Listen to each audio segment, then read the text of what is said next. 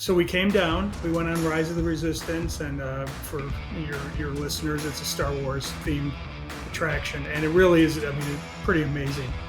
Then we went over to Animal Kingdom and went on Flight of Passage.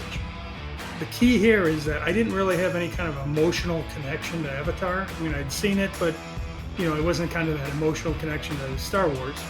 So my son and I went on the ride, and I had no idea what to expect. So I was sitting there, and after this amazingly detailed queue, and the wall went up, and we flew down into Pandora. And every time I tell this story, I'm not kidding you. Like even now, I start to get goosebumps. Welcome to Mitlin Money Mindset, your weekly dose of inspiration and insights to ensure you enjoy each step of your journey. Whether you're saving for the future, planning your next big adventure, or simply looking to add more joy to your life, you've come to the right place. Now, let's dive in. I'm Larry Sprung, your host for the Mitlin Money Mindset and founder and wealth advisor of Mitlin Financial. Today's guests are James Warda and Theron Skees, author and major contributor of the best-selling book, How Does Disney Do That? How Disney Makes Us Feel and Why It Matters. James and Theron are celebrated authors and experts in the realm of creative and strategic thinking with a unique connection to one of the world's most iconic brands, Disney. James, an accomplished writer and storyteller, brings a wealth of knowledge on leadership, communication, and team dynamics. While Theron, a former Disney Imagineer, has an extensive background in experience design, having played a pivotal role in creating some of Disney's most memorable attractions.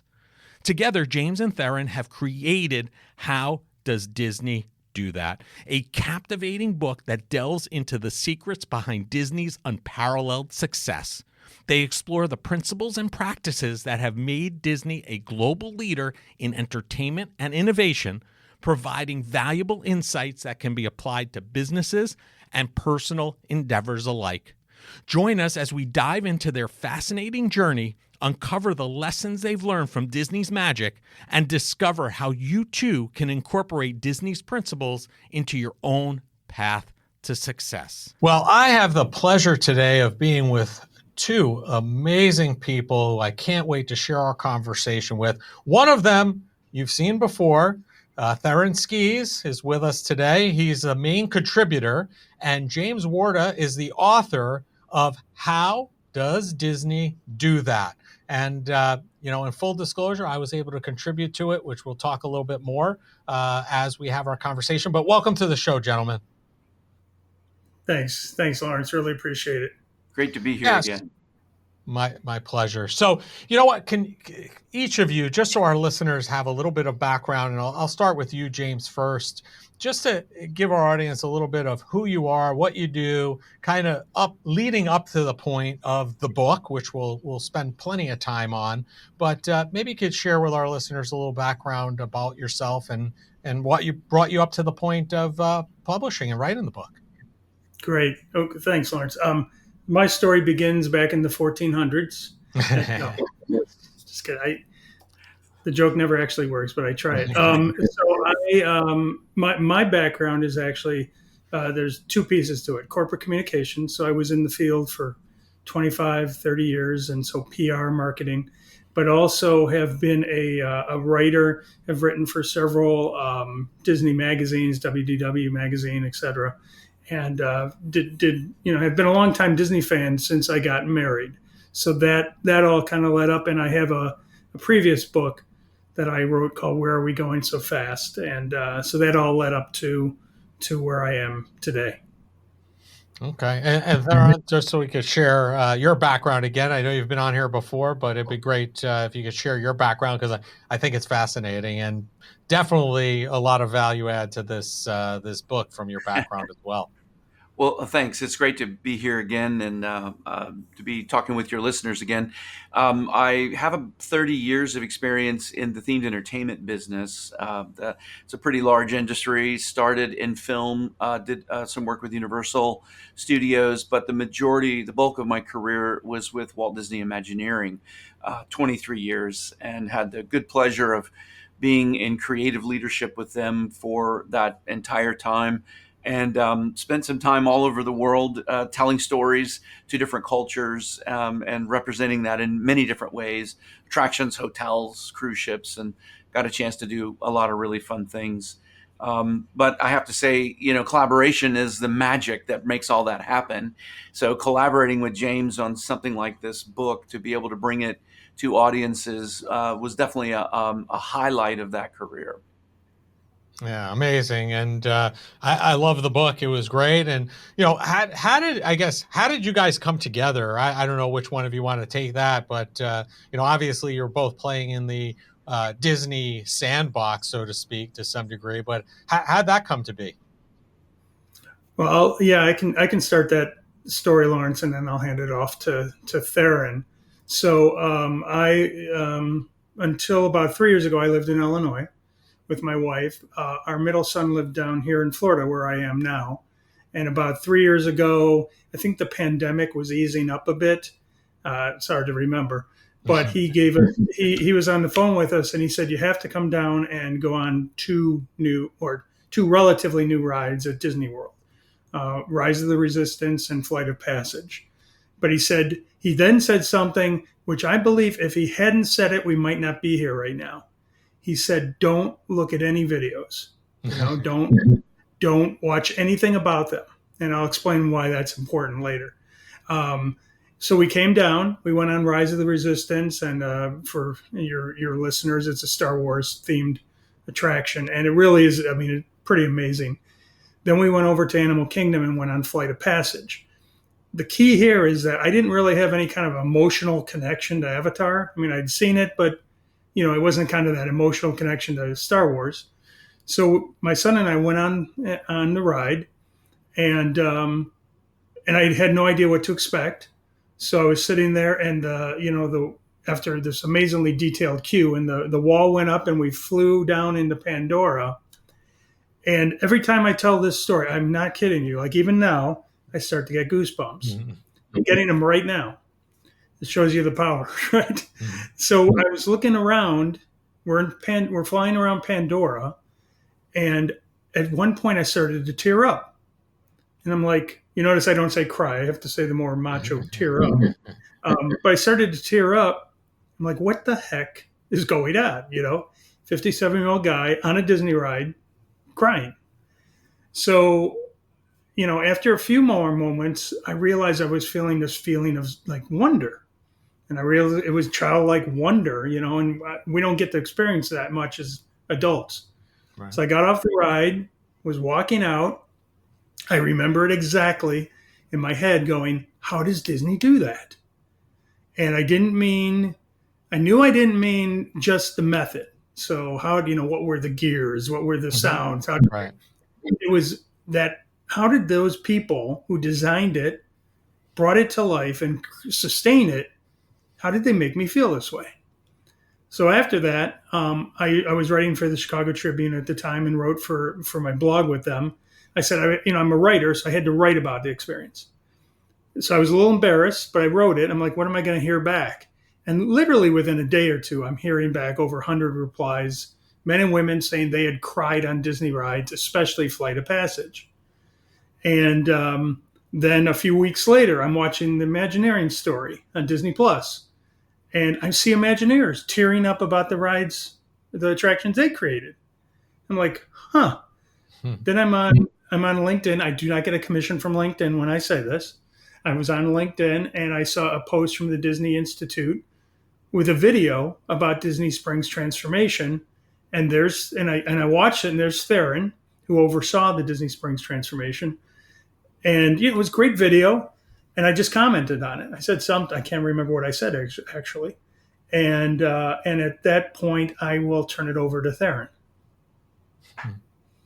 Well, James reached out to me and said something like, it was great, cool video. We began a bit of a dialogue, and I said, hey, look, if you ever want to, collaborate, let's talk about it. Let's get deeper. And so that's really how it started. Our relationship began that way. And then we did a couple of Zoom sessions, and James told me about the experience, and literally we began a conversation.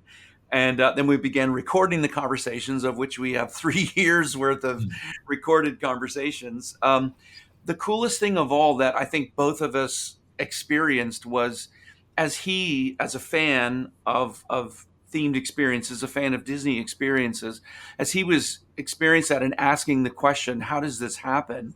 He was surprised to find out that, as a former Imagineer, as somebody who participates in creating those kinds of attractions, I wasn't on the Pandora team, but contributed to many other forms of attractions like that. He was surprised to hear that Imagineers want to know how the guests feel. We spend 3 years, 4 years, 5 years, 8 years, many years really working hard to ensure that Disney attractions make this emotional connection with guests. And Lawrence, you know how projects are, right? One Friday you're finish a project, Monday you're on the next project, and it doesn't matter if it was 5 years. So you don't have a chance to go back and really sit with the guests and say, "Did you like what we decided? Did this work? Did that work?" So that magic happened as we spoke and discovered that we kind of were looking for the other's feedback in a broader way. And I don't know, it was kind of magical. And 3 years later, here we are. Yeah. So LinkedIn works, right? It connected you guys. It brought you together. And James, maybe LinkedIn doesn't want, a plug or a compensation for you mentioning them. They might want a piece of the book for putting this all together for you. You never know. It might be the other way around. So let's keep it between us. Yeah. So I think that's a great story. So how did I understand, I guess, the background, James, you went on Pandora, had this experience that really, really touched you, and you were really curious about the question, which ultimately became the question behind the book. How does Disney do that? How did that concept all come about through those conversations? What was really the impetus to move there? And really, what are you trying to drive out of the readers? What are you trying to accomplish there? Yeah, I think the move, we moved down to Florida. My wife loves the sun, and we'd been coming here since we got married. We brought the kids every few years to Disney World, and then every year, and then we were going on Disney cruises, and that's where I have a chapter in the book about it, like when did I fall in love with Disney? And it's like, I think it's just like falling in love with anybody or whatever. It's like you're not quite sure when it happened. But as Theron and I were talking, it just started to kind of percolate, I think, for he and I. And we launched 2 groups. So we launched online groups on Facebook and LinkedIn, and started to just hear, people were excited about it.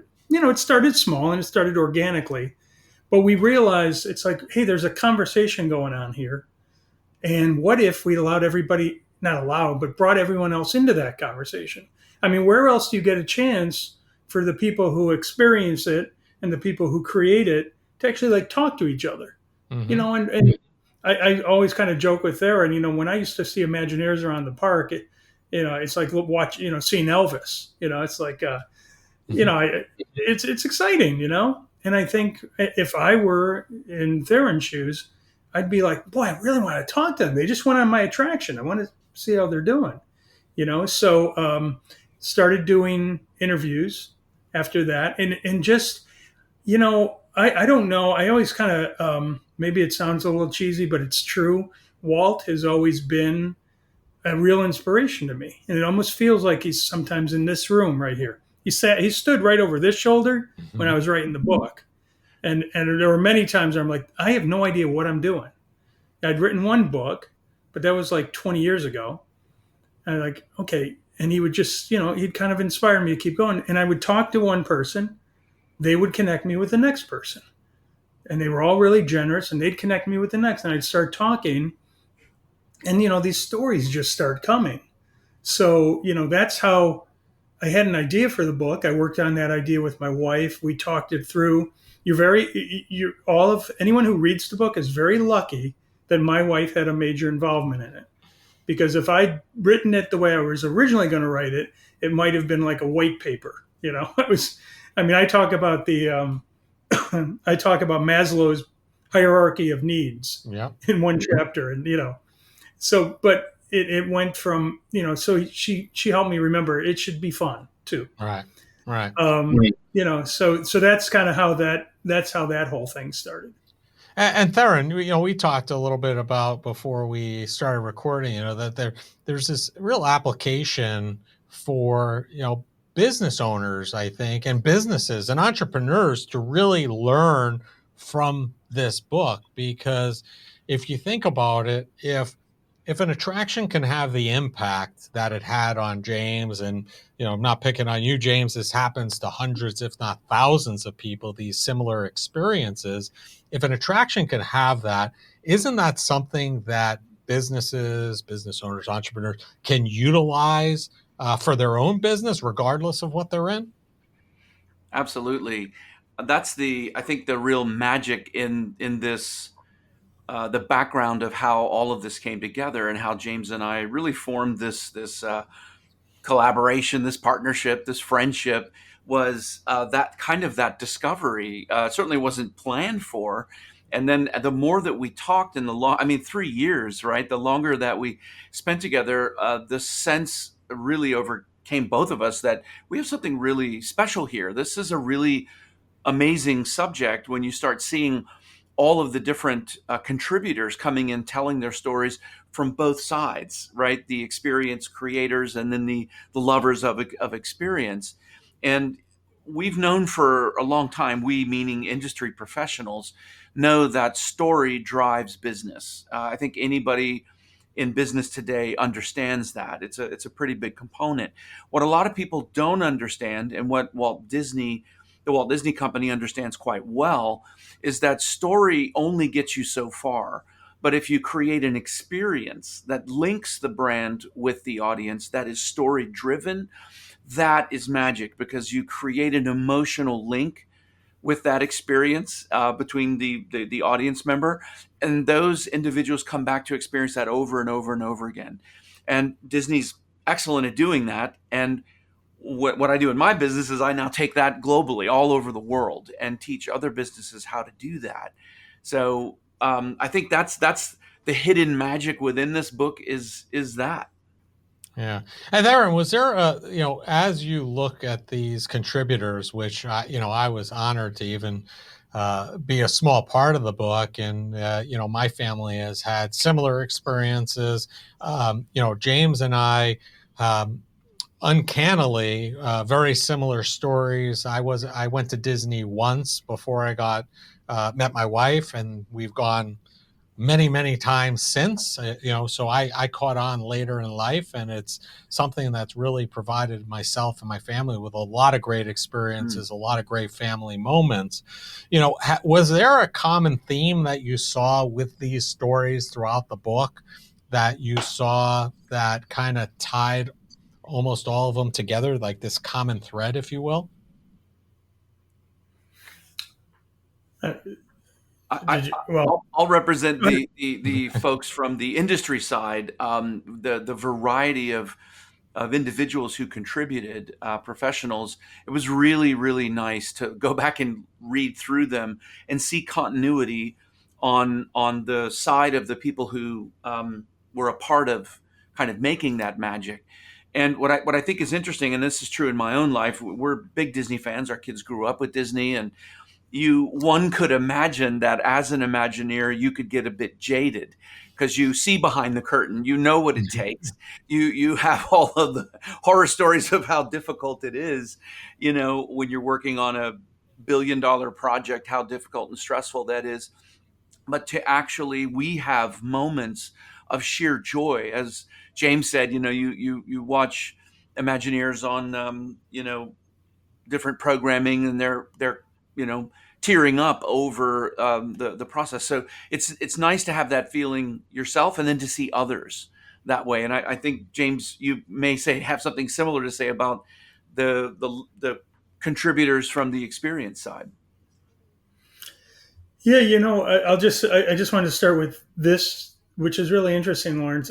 But I started to feel like an Imagineer. I never obviously have been one, but I always envisioned Imagineers, and Theron has told me about this, how a project goes from what you think it's going to be, and then you deal with the realities and everything, and it becomes something else.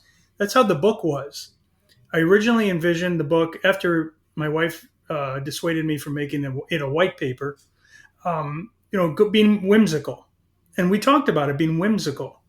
But as I interviewed people, there's whimsy. I feel there's a lot of whimsy in it, but there's a lot of thoughtful, kind of some deep stuff. And it feels like the theme that kept popping up over and over again. To people who aren't Disney fans, they may roll their eyes, but it's home. This feeling, and when people say it's their second home, going to a Disney park or going on a Disney cruise or anything, that's not, they're not making that up. They really feel that way. Yeah. And there's that sense of, I kept getting that sense of belonging, that something very powerful and human happens through Disney. I always say, there's a phrase I use. I say, if Disney didn't exist, we'd need to create it. Because it does something for us. Last night, my son came over, and my wife and I and him are watching Inside Out, and which is a very emotional movie. We're preparing to go see Inside Out too. Right. But, there's just, it's an animated film, right? Created with computer animation. And yet here we are sitting on a couch, all three together. At one point, our arms around each other. So it's like something's going on there, and it's magic. And my goal was, it's like, I'm asking this question because I'm not sure what the answer is, and let's all figure out if we have an answer. And really, it almost doesn't really matter if we all come up with the same answer. We all kind of know what we're feeling. Right. Well, it's funny, Theron, that you said about, because the Imagineers know behind the scenes. And, that brings me back. I don't know, James, if you've ever done like a VIP tour before. Right. But I'm one of the few people, or my family was one of the few families, we didn't really particularly like the VIP tour. Not because it wasn't a great thing. We got on a lot of the rides or the attractions and whatnot. The thing we felt that it detracted from our experience was because we saw behind the scenes, going down and coming in the back way instead of walking down Main Street to make it easier to get on the attractions.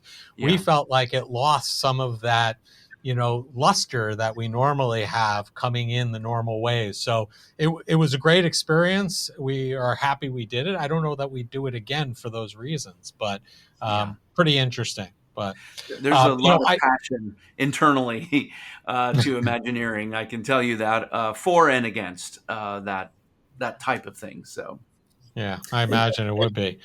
So, Lawrence, I just wanted to say to that point, this is what's very interesting.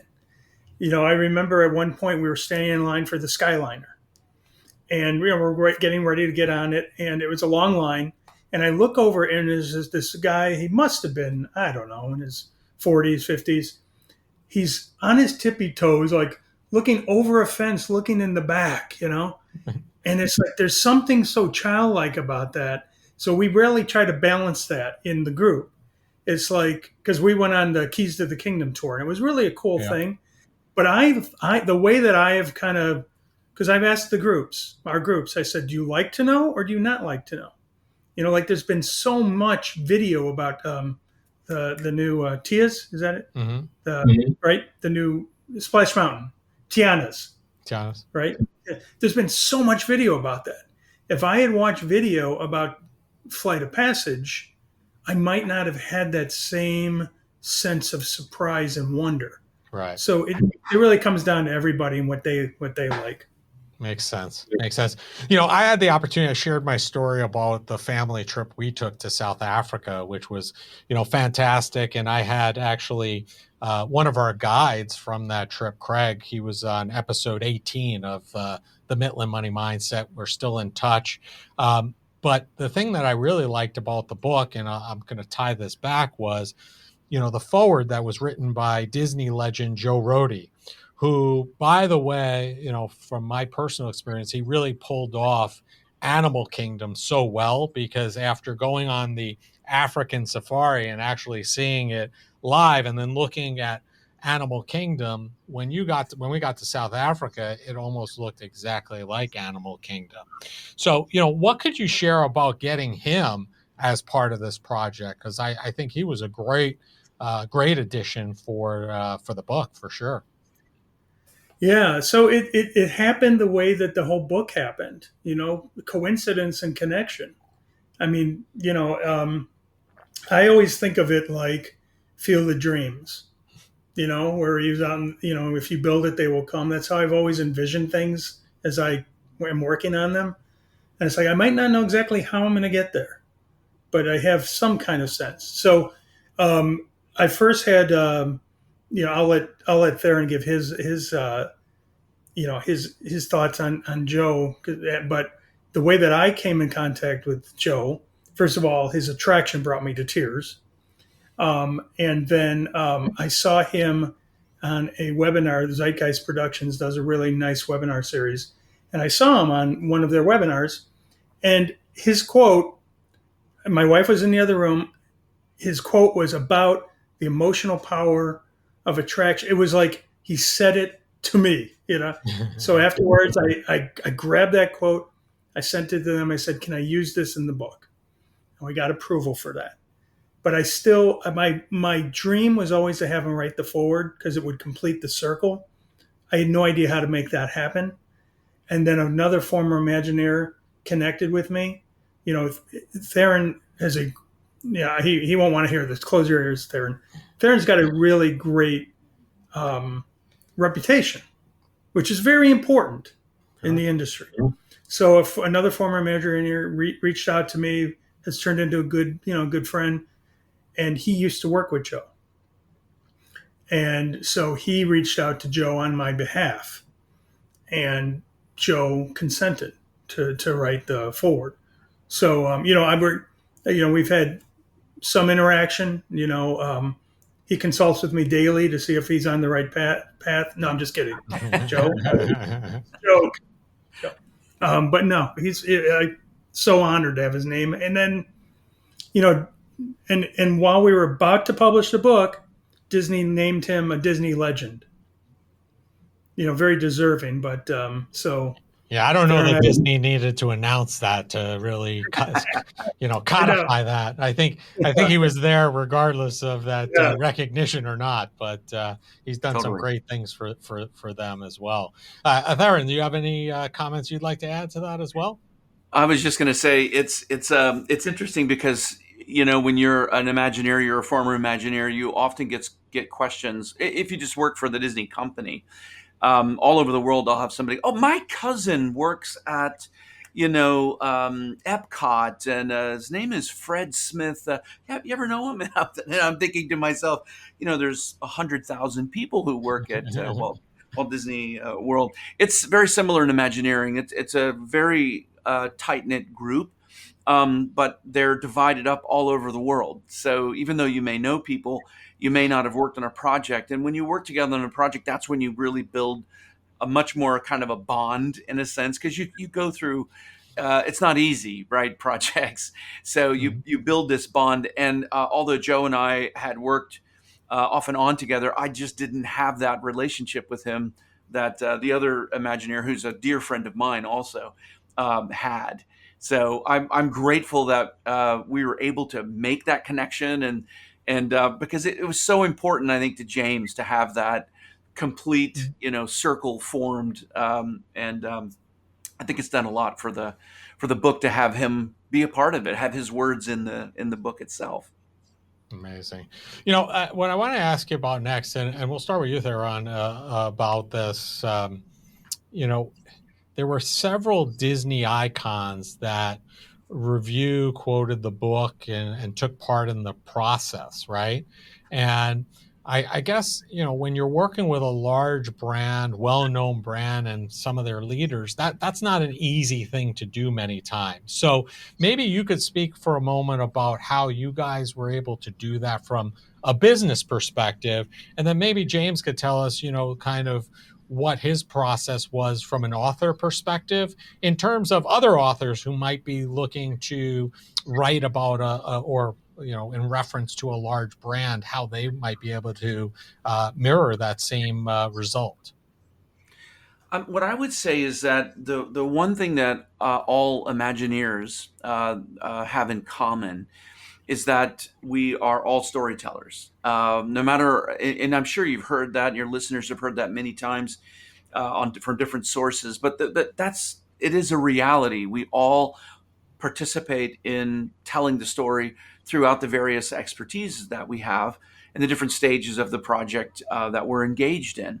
And that does something to you when you're engaged with a group of very diverse and diversely skilled individuals, experts, and you're all coming together to tell that story and contributing. So when James was reaching out to these individuals, some names I provided, names other people have provided, there's this common denominator of not just telling a story, but telling their story. And the book itself really, in a sense, is about experiential storytelling and linking that emotionally. And you can't create the kind of experiences, the kind of attractions like Flight of Passage unless the creators themselves have that emotional link, that they understand it, they're passionate about it, and they care about it. So I think it was the perfect storm of the right platform for these individuals to want to be a part of, and I think that was the real draw to wanting them to participate in it. Amazing. What about you, James? What do you have to say about in terms of other authors that might be working with writing about large brands and getting that same buy-in or from the stakeholders that are at that company, which I think is tremendous. Yeah, well, I want to be very, very clear because my goal was always to be extremely respectful of Disney, because and that's really important. I'll explain why. This book, I don't believe it could not have been written from within Disney, because it's about Disney. It's a love letter to Disney from its fans. So if Disney came out and said, "Wow, how do we do that?" It's like that doesn't feel real. I don't think it would hit the right note. Not as genuine. Yeah, exactly. So for me, and again, my background in corporate communications, I knew from the beginning, wanted to be very respectful of the brand. The book is not endorsed by Disney. In the future, I hope to have a more formal partnership, but that's in the future. So the first thing is, everybody I talk to who's in the book is a former Disney executive, cast member, Imagineer, etc. I would love to talk to, current too, but again, I'm being very respectful. So that's the first thing I wanted to say. The second thing is, and this is really where I think this is where for authors who are working with brands, the first thing is I made it very organic. I wanted to do it organically. It takes time, but you build that reputation of, I'm going to be respectful of your brand. I'm a huge fan of your brand. I know about your brand. I've taken the time to learn about your brand. I understand it, and I'm one of your biggest cheerleaders, of your brand. I think that's just first to establish that. And then the second thing that I would tell any author is that if somebody tells you you won't be able to get somebody to take part in something you're trying to do, I'd say don't even listen. Don't even listen. Because there are so many times where I would reach out to somebody where other people would say, wait, what? Why? And it's like, if you look on the back of the book, there's a quote from Robert Sherman's son, Robbie Sherman. Robert Sherman, one of the Sherman brothers, who wrote, some of the most famous Disney songs. Mm-hmm. The other day, I don't know if you can see back here, there's boxes of books. Those are books that are going out to contributors and other people. So the other day, I was sitting at my desk writing out a book for Robbie Sherman. There you go. So I was sending, and so we wrote out yours. So I'm writing out his address to send 2 books to him.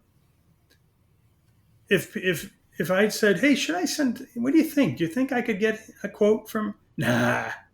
So I would tell any author, first of all, that has got to go, you know? Mm-hmm. The way, that's why I say what was right over the shoulder saying, oh yeah, when I wanted to synchronize music to a cartoon, they said, no way. When I wanted to create a full feature out of anime, no way. When I wanted, on, I'm so with you. right? And I Yeah. know that, Lawrence, I think that's where you and I really connected because we have a very similar approach.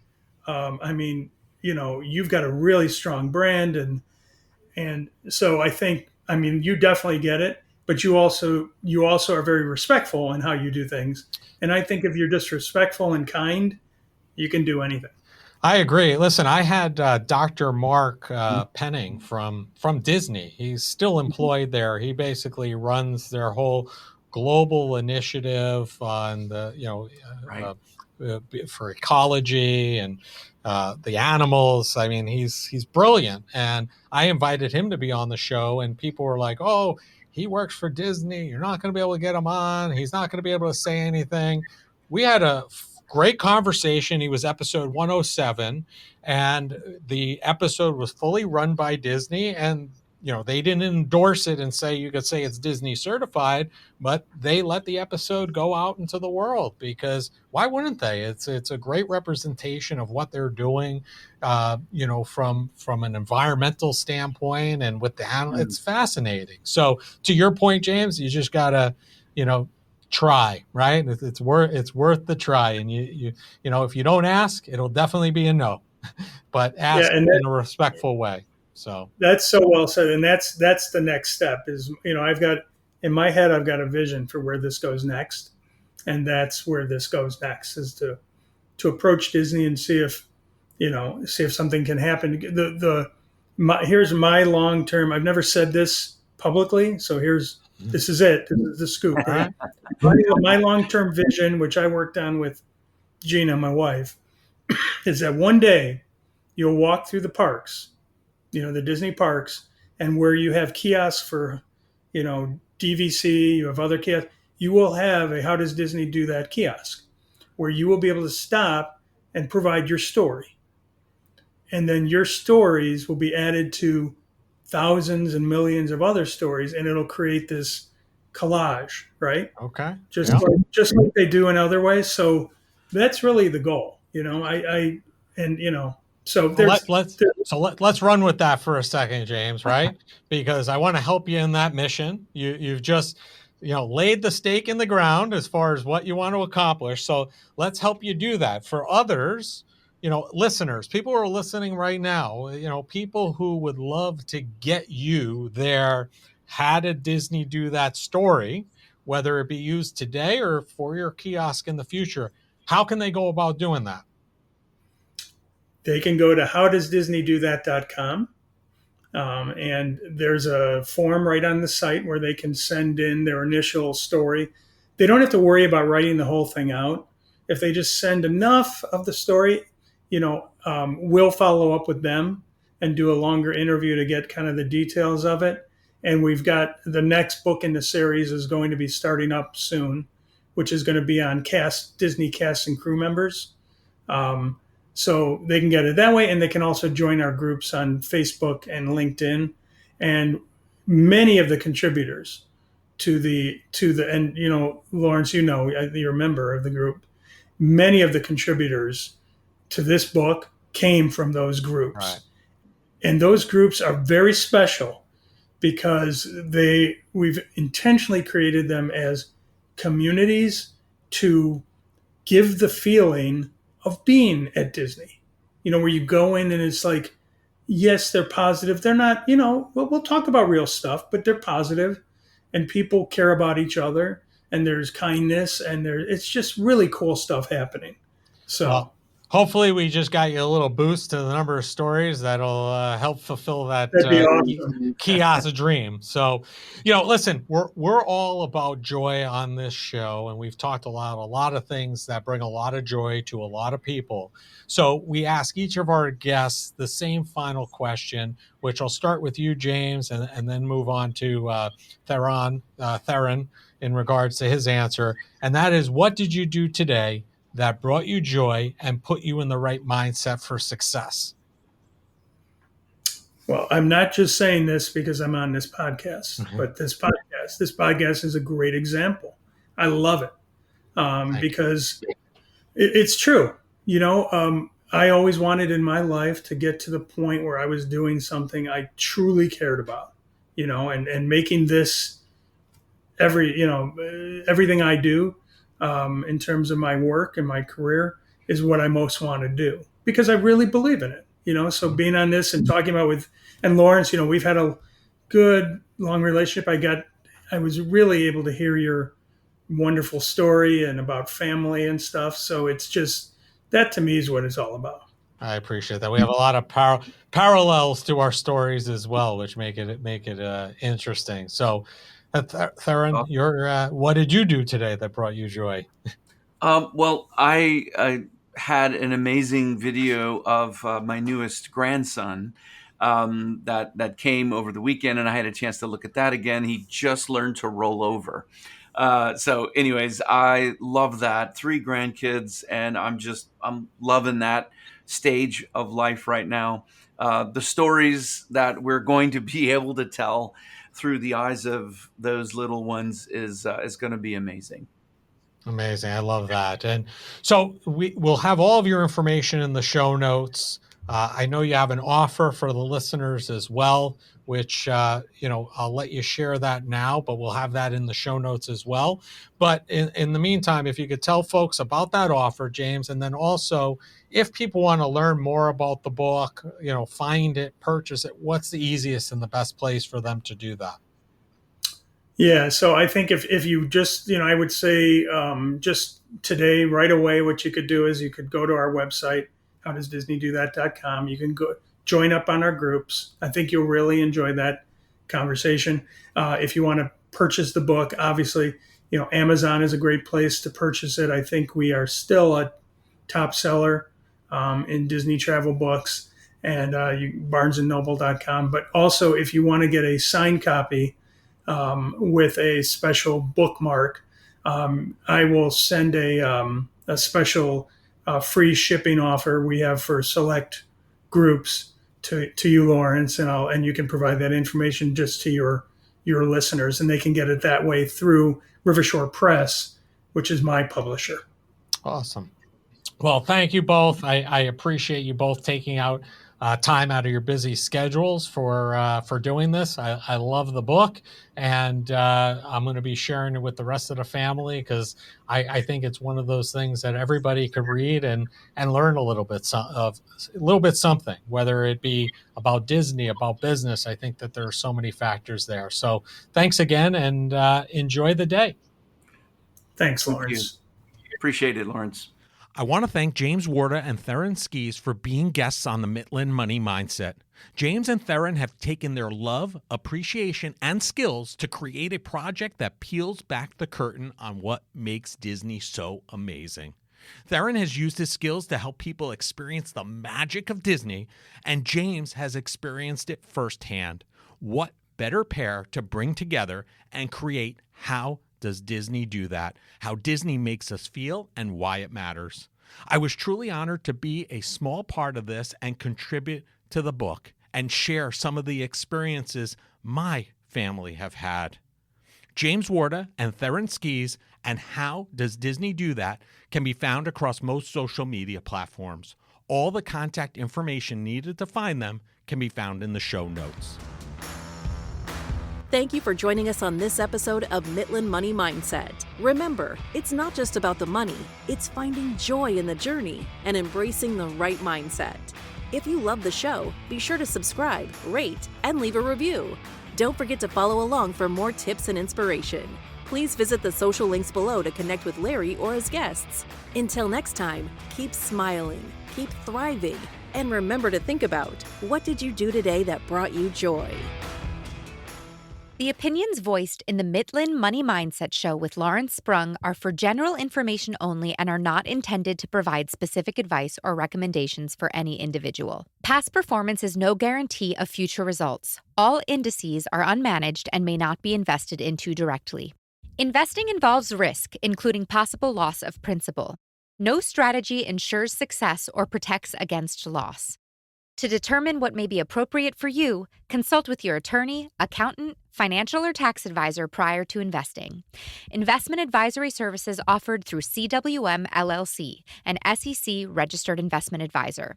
Guests on the Mitlin Money Mindset Show are not affiliated with CWM LLC.